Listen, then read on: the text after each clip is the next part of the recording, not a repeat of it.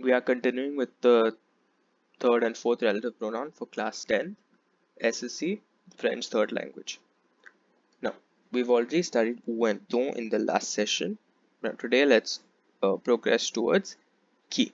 So, qui is who or which. Now, the first misunderstanding which you should avoid is that qui is not only for persons. Okay, just because it is who in English, it is not only for persons. Okay, qui technically is used when the subject of the second sentence is the common factor. Okay, when whatever your common factor is in both the sentences, when that is the subject of the second sentence, when you split it, that is when you have to use qui. Okay, now I'll come back to this later because this is a clue to help you check. So, la petite fille dash et monsieur jouent au parc. Now, if you split this up, it will be la petite fille joue au parc. That is one thing. The second thing would be la petite fille et monsieur. Look at the second sentence. La petite fille et monsieur. It's the common factor is la petite fille. Now, it is the subject of the second sentence. So, you will have to use qui. Okay, the little girl who is my sister is playing in the park. Okay, qui. Now, the clue that you can use to check if your answer is correct, okay, whether you've not gone wrong between qui and que, qui will always be followed by a verb or a direct indirect object pronoun. Okay, que is normally followed by a noun. So, if the blank is followed by a, okay, a is être, therefore it's a verb. So the ideal option is qui. Okay, I would advise you to use this to check your answer, not to get your answer. Okay, to get your answer, split the sentences and see if the subject of the second sentence is the common factor. Then you have to use que. So let's look at the second example. Mon ami dash font des peintures, habite en France.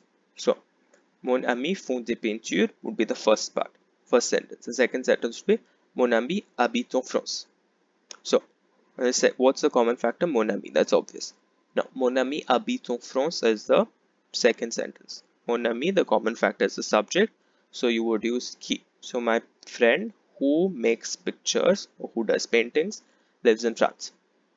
Now, to cross check, look at what's coming after the blank. After qui is font, which is a verb faire, therefore it is qui. Okay, your answer is verified. Then apporter les lettres dash sont sur la table. So the first sentence would be apporter les lettres. The second sentence would be les lettres sont sur la table. Now you need to be careful here. We're looking at the second sentence. Okay, forget about the first sentence. The second sentence, the common factor is les lettres, right? Because you're saying apporter les lettres sont sur la table. In the second sentence, les lettres is the subject, so you have to use qui. Cross check. What comes after qui is sont, which is a verb, so you're good. Okay, then so can you see here it's used for a person, here it's used for a person, but here it is used for an object. Okay, so you can use it for persons as well as things. Then j'ai acheté une robe dash était chère. Now the first sentence will be j'ai acheté une robe. Second sentence, la robe était chère. The common factor is une robe or la robe, right? Now in the second sentence, where is it placed? It's placed as a subject. La robe était chère. So when it's placed as a subject in the second sentence, you have to use qui. Cross check. What is it followed by? Était, which is a verb. So you're good. Next. C'est le boulanger dash nous apporte du pain. Now if you split this up, c'est le boulanger becomes the first sentence. Second sentence be le boulanger nous apporte du pain. So in the second sentence, le boulanger is the subject. So you'll have to put qui. Now how do you check? You'll have to check now what comes after qui. It is nous. Now here nous is not the subject pronoun we. It is the direct object. Okay, so you have to have that much judgment. Who brings us bread? Okay, so technically it is a verb here, apporte, but you can also check that is followed by a direct object. Who brings us bread?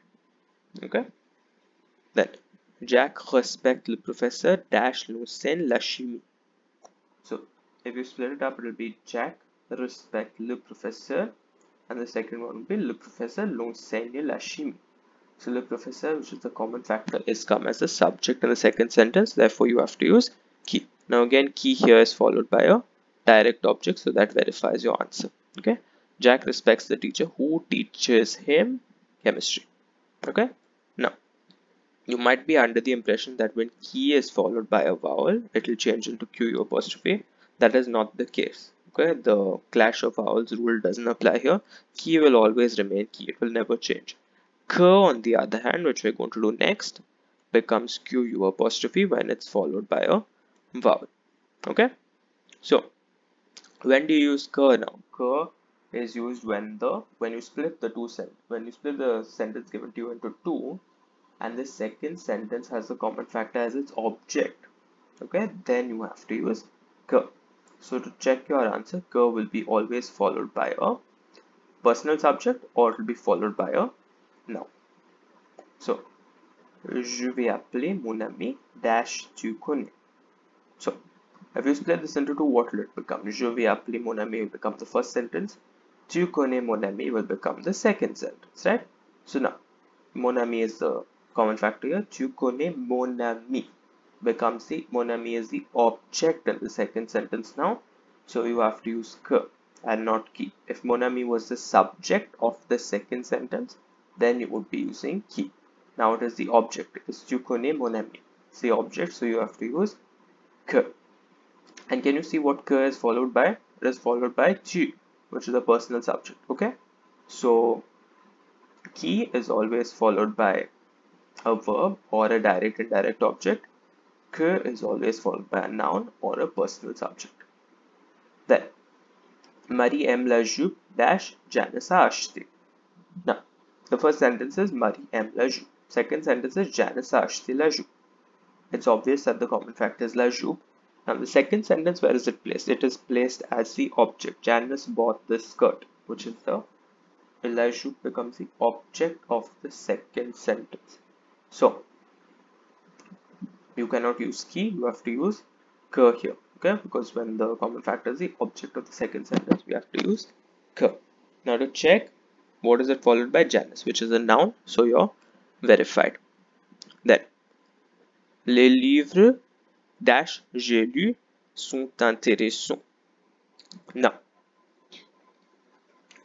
let's split it into two. Les livres sont intéressants, that is the first sentence. The second will be j'ai lu les livres. Les livres is obviously the common factor here. Now when you look at the structure of the second sentence, where does les livres come? It comes as the object. J'ai lu les livres comes as the object, therefore we have to use que, okay, as a relative pronoun. Then when you go back to check, it will be followed by a personal subject or a noun. So here it's je, which is the personal subject, so you're okay. Next, Erika va acheter les poissons dash les chats aiment beaucoup. So the first sentence is Erika va acheter les poissons. Second sentence is les chats aiment beaucoup manger les poissons. So les poissons is the common factor. In the second sentence, it has come as the object. Therefore, we have to use que as the relative pronoun.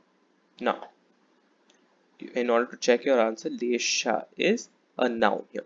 Okay, so que is followed by a noun. That verifies it. Now, when you're putting que, you need to be a little careful that if the word following que starts with a vowel, que becomes QU apostrophe. Okay, qui remains qui, but que changes into QU apostrophe. So, j'ai aimé l'histoire dash Alan m'a raconté. So, j'ai aimé l'histoire becomes the first sentence. Alan m'a raconté l'histoire is the second sentence. L'histoire appears as the object in the second sentence. So, we have to use que, and que transforms into QU apostrophe before a vowel. Okay. Now, in order to check your answer, que is followed by Alan, which is a noun. So, you're good. Ce sont les vêtements dash elle veut acheter. So if you spell it up, ce sont les vêtements is the first sentence. Elle veut acheter les vêtements is the second sentence. Les vêtements is the common factor. In the second sentence, it appears as the object. So you have to use the relative pronoun que. Okay, now it's followed by a vowel. So it becomes QU apostrophe. Okay, and in order to check your answer, que is followed by L, which is a personal subject. So with that, those are the 4 kinds of relative pronouns that you need to know how and when to use. And please remember, k when followed by a vowel changes into QU apostrophe. Now, this is a practice exercise for you. You can try it out by yourself. Please split the sentence given to you into two, find out what the common factor is, and then based on the characteristic of the common factor, you will be able to put in the correct relative pronoun. I will solve these two exercises for you in a new video of Solve with me for relative pronouns. Till I meet you again, thank you, take care.